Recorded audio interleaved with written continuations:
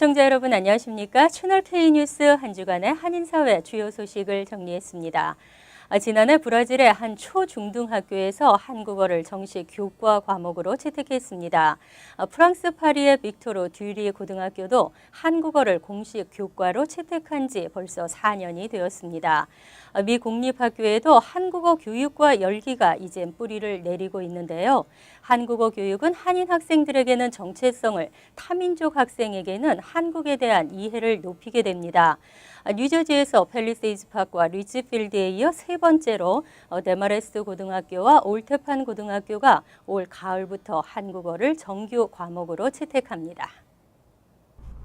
한국어 정규 과목 채택 추진회에 따르면 오는 9월 학기부터 버겐 카운티 노던밸리 리저널 학군 내 데마레스트 고교와 올테판 고교에서 한국어가 정규 과목으로 채택됩니다. 추진회는 최근 학군 교육위원회와 한국어반을 개설하기로 합의하고 21일 교육위원회가 최종 서명하는 절차만 남겨두고 있습니다. 지난 2010년 펠팍 학군과 2011년 리치필드 학군에 이어 뉴저지에서 세 번째로 한국어가 정규 과목으로 채택됐습니다. 데머레스트 고교와 올테판 고교는 우선 올 가을 학기 한국어반을 한두 개만 개설하고 파타임으로 운영한 뒤 내년부터는 4개 반 이상으로 늘리겠다는 계획입니다. 노던밸리 리저널 학군은 한국어를 정규 과목으로 더 빨리 채택하려 했지만 교사 수급 문제로 인해 늦춰진 것으로 알려졌습니다. 한편 이번 성과는 데머레스트와 올테판 고등학교의 한인 학부모들이 교육위원회에 한국어 과목 개설을 지속적으로 요청하면서 결실을 맺은 것으로 평가되고 있습니다. 시민참여센터가 주관하는 미주 한인 풀뿌리 컨퍼런스가 지난해에 이어 올해에도 워싱턴 DC에서 열립니다. 한인들의 정치력 결집과 신장을 위한 행사인데요. 시민참여센터는 지난 목요일 기자회견을 열고 한인들의 많은 참여를 당부했습니다. 금홍기 기자가 취재했습니다.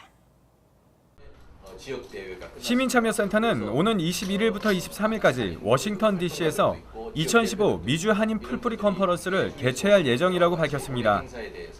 지난해에 이어 올해 두 번째로 개최되는 이번 컨퍼런스에는 20여 명의 연방의원이 참석하고 나경원 한국국회 외교통일위원장이 기조연설을 할 예정입니다. 시민참여센터 김동찬 대표는 미 전역에서 모인 한인들의 정치력 신장과 결집은 물론 한인 2세들에게는 한인이라는 정체성과 자긍심을 심어줄 수 있는 중요한 행사인 만큼 뉴욕과 뉴저지 한인들의 많은 참여를 당부한다고 말했습니다. 여기 오면 코리안 아메리칸에 대한 아이덴티티를 상당히 많이 고민하게 되고 또 배우게 되고 또 우리가 별로 이제 존재감이 없었는데 중앙 무대에서 많은 정치인들이 연방급 정치인들이 미주 한인들이 미국에서 얼마나 큰 기여를 했는가에 대해서 이야기를 하고 또 미주 동포에 대한 이야기를 하기 때문에 많은 부분 그 부분에 대해서 이해를 하게 될 겁니다. 특히 올해 컨퍼런스에서는 내년 대선을 앞두고 있기 때문에 8080 캠페인을 중점적으로 전개해 나갈 계획입니다. 8080 캠페인은 한인 시민권자의 80%가 유권자 등록을 하고 유권자의 80%가 투표에 참여해 한인들의 정치적 목소리를 키우자는 풀뿌리 시민운동입니다. 우리가 뽑은 대통령이 17년도에 당선돼서 대통령이 됐다. 백악관에 들어갔다.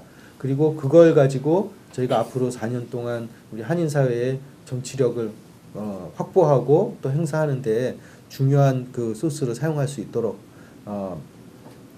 미국 전역에서 8080 캠페인이 벌어지는 게 저희들의 목표입니다.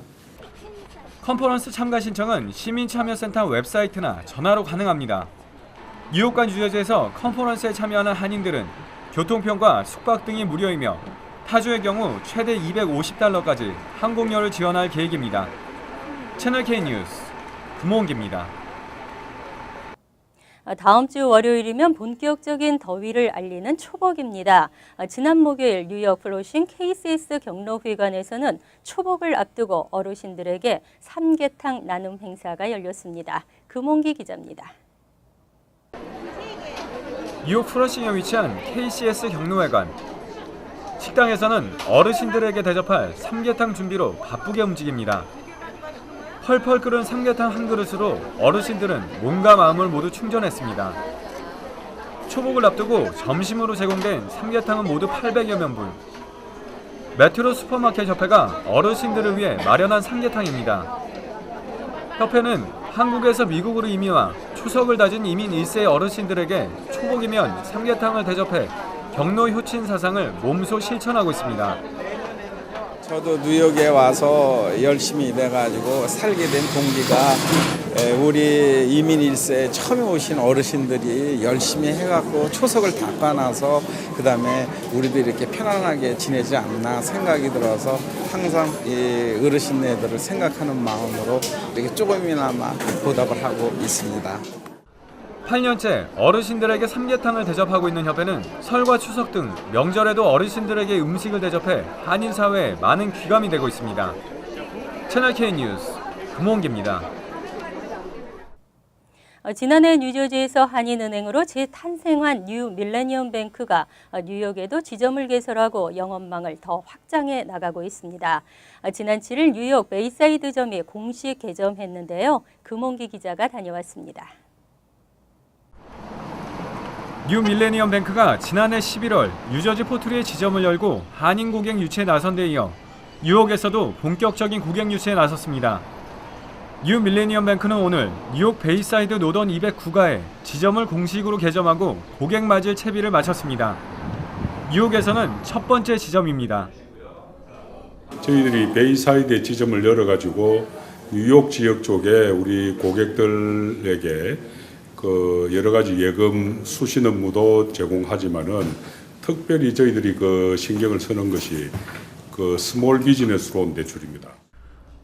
뉴 밀레니엄 뱅크는 다른 은행보다 이자율이 더 높은 예금 상품을 제공하고 고객 맞춤형 대출 서비스 등 차별화된 종합금융 서비스를 선보이고 있습니다. 퍼스널 체킹 어카운트는 수수료가 없으며 업계 최초로 이자를 지급하고 있습니다. 또 입출금이 가능한 머니마켓의 경우 10만 달러 이상 입금 시 0.85%, 50만 달러 이상일 경우에는 1%에 가까운 이자율을 적용하고 있습니다. 소기업들을 위한 SBA 융자 등 대출 상품도 찾아가는 서비스를 통해 신속하게 진행하고 있어 고객들의 편의성을 높였습니다. SBA 융자 전문은행인 저희 뉴 밀레니엄 뱅크는 은행의 캐치프레이즈인 찾아가는 서비스, 현장 상담 그리고 신속한 진행으로 많은 고객으로부터 호평을 받고 있습니다. 지난해 4월 한인들이 주축이 돼 인수한 뉴 밀레니엄 뱅크는 1년여 만에 흑자로 전환하며 내실을 다져가고 있습니다. 채널 K 뉴스 금홍기입니다. 지난 5월 열릴 예정이었던 뉴욕 한인 회장 선거 무효 소송 공판이 오는 8월 5일 열리게 됐습니다. 김민선 회장 측이 제기한 민승기 회장 측 서호진 변호사의 자격도 박탈되면서 소송 인원 4명이 추가됐습니다. 뉴욕주 맨해튼 지법은 오는 8월 5일 오전 11시에 제34대 뉴욕 한인회장 선거 무효 소송에 대한 법정 공판을 개최한다고 밝혔습니다. 김민선 회장 측은 선관위의 후보 자격 박탈이 불법이라며 회장 선거의 무효를 요구하는 소송을 제기한 바 있습니다. 한편 맨해튼 지법은 김 회장 측이 요구한 대로 민승기 회장 측 서호진 변호사의 자격을 박탈하고 민경원 회칙위원장 등 소송 인원을 4명 추가했습니다. 당초 법원은 지난 5월 공판을 열 계획이었지만 김 회장 측은 공판이 열리기 전 민 회장 측 변호사의 자격 문제를 제기하고 소송 인원을 추가하겠다고 요구하면서 공판이 연기됐습니다. 한편 민승기 회장 측은 서호진 변호사의 자격이 박탈된 것은 이번 회장 선거 무효 소송 이슈와는 아무런 연관성이 없다고 밝혔습니다. 뉴욕 코리아 센터 프로젝트가 장기 표류할 전망입니다. 7번째 시공사 선정이 또 유찰됐는데요. 연내 착공이 어려울 것이라는 전망입니다. 뉴욕 코리아 센터 신축 프로젝트는 지난 2012년 12월 처음 시공사 선정 작업을 시작했지만 벌써 7번째 유찰됐습니다. 전문가들은 입찰을 계속해서 실시할지 여부도 정해지지 않은 데다 또다시 유찰될 가능성이 높아서 결국은 올해 착공도 쉽지 않을 것이라고 판단하고 있습니다. 맨해튼 32가 한인타운 인근 부지에 지하 1층, 지상 7층 규모로 추진되어 온 뉴욕 코리아 센터는 이미 2009년 3월 부지 매입 매입을 마쳤습니다. 하지만 낮은 공사비 책정과 까다로운 시공 여건 등으로 시공사 선정에 애를 먹고 있습니다. 한국문화체육관광부가 지난 6차 입찰 때부터 공사비를 80억 증액하고 사업 재개에 대한 의지를 보이면서 기대감을 높였지만 결국 유찰됐습니다. 한인건설업계 관계자는 충분히 예상됐던 결과라며 이 정도 증액으로는 이번 공사에 참여하는 건설사가 없을 것이라고 지적했습니다. 또 정부 부처가 적정 공사비를 책정하지 않는 이상 뉴욕 코리아 센터 건립 프로젝트는 장기 표류하게 될 것이라고 말했습니다. 퀸즈 플로싱 제3 공영주차장 부지에 서민아파트 200여 가구가 들어섭니다. 내년 여름부터 아파트 건립 사업이 본격화될 것으로 예상됩니다. 뉴욕시 주택보존개발국이 플로싱 41가와 메인스트리트 인근 제3 공영주차장 부지에 들어설 서민아파트 개발 사업에 착수했다고 밝혔습니다. 주택보존개발국은 올해 가을쯤 커뮤니티 보드 7의 승인을 받은 뒤 개발회사가 자금 조달 방안을 마련하면 내년 여름쯤 공사를 시작할 계획입니다. 플로싱 제3 공영주차장 개발 계획은 지난 4월 처음으로 발표됐고 시공사로는 브루클린의 모네드나 건축이 선정됐습니다. 43,200스퀘어핏 부지에 서민아파트 208가구가 들어서고 스튜디오와 원투 베드룸 등 수백 세대와 함께 상가 및 커뮤니티 편의시설 등이 마련될 예정입니다.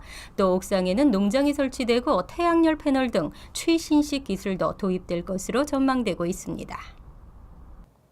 우리가 즐겨 찾는 한식당 위생 상태는 안전할까요?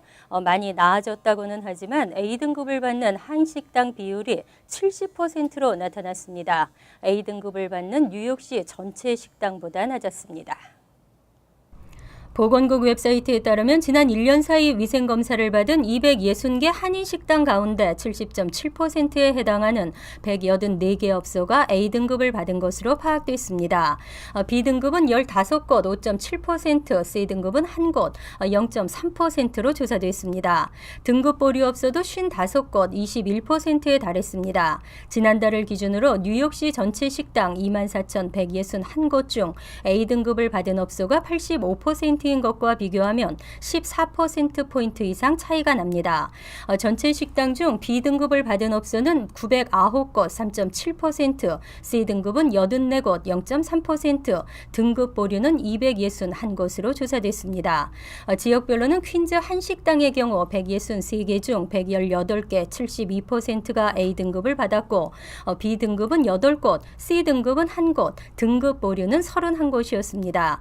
맨해튼의 경우 총 79개 업소 중 A등급을 받은 식당은 53곳 67%였고 B등급은 6곳, 등급 보류는 18곳이었습니다. 한편 B나 C등급을 받은 한인 업소가 가장 많이 적발된 사항은 개인 위생 상태 불량이었고 식품 온도와 보관 규정 위반, 기구 및 시설 유지 보수 불량, 쥐와 바퀴벌레 발견 등이 뒤를 이었습니다.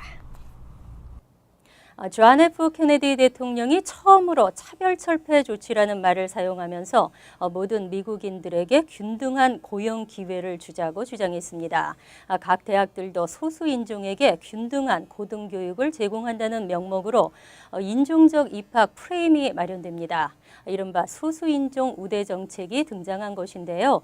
문제는 이 인종적 프로그램이 생기면서 성적 우수자가 많은 인종의 경우 다른 인종이었다면 합격할 수 있는 점수인데도 불합격하는 문제가 발생합니다. 아시안 단체들이 하버드대를 상대로 아시안 차별에 대한 고발장을 접수했지만 연방교육부가 이를 기각했습니다. 실력을 중시할 경우 백인이 소수가 될 수도 있다는 사실을 하버드가 편안히 받아들이지 못하는 것이라는 지적입니다. 채널 K 뉴스 여기서 마칩니다. 함께해 주신 여러분 고맙습니다.